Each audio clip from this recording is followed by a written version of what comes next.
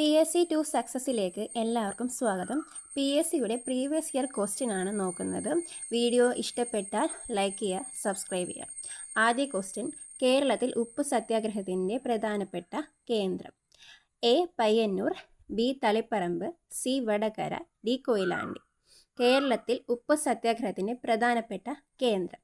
രണ്ടാമത്തെ ക്വസ്റ്റ്യൻ, സാധുജന പരിപാലന യോഗം സ്ഥാപിച്ചത് ആര്? A Sreenarayana Guru, B Ayyankali, C Kumaraguru, D Sahodaran Ayyappan.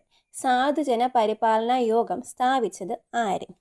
Question 3, Kerala Lincoln എന്നറിയപ്പെടുന്ന സാമൂഹിക പരിഷ്കർത്താവ്. Options: A Chattampi Swami, B Pandit Karuppan. Kerala Lincoln എന്നറിയപ്പെടുന്ന സാമൂഹിക പരിഷ്കർത്താവ് ആര്?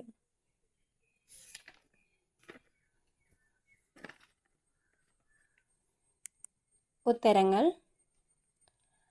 കേരളത്തിൽ ഉപ്പ് സത്യാഗ്രഹത്തിൻ്റെ പ്രധാനപ്പെട്ട കേന്ദ്രമാണ് പയ്യന്നൂർ.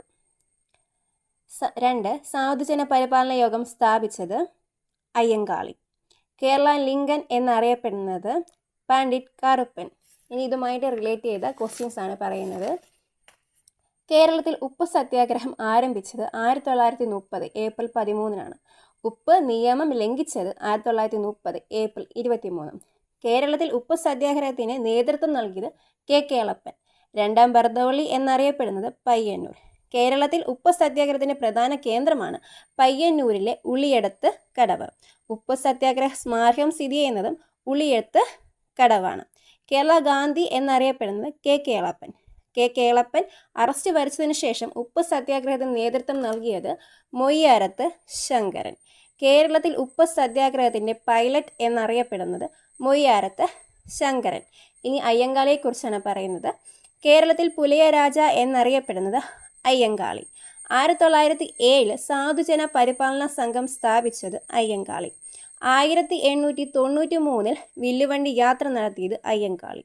1938 സാധുജന പരിപാലന സംഘത്തിൻ്റെ പേര് പുലയ മഹാസഭ.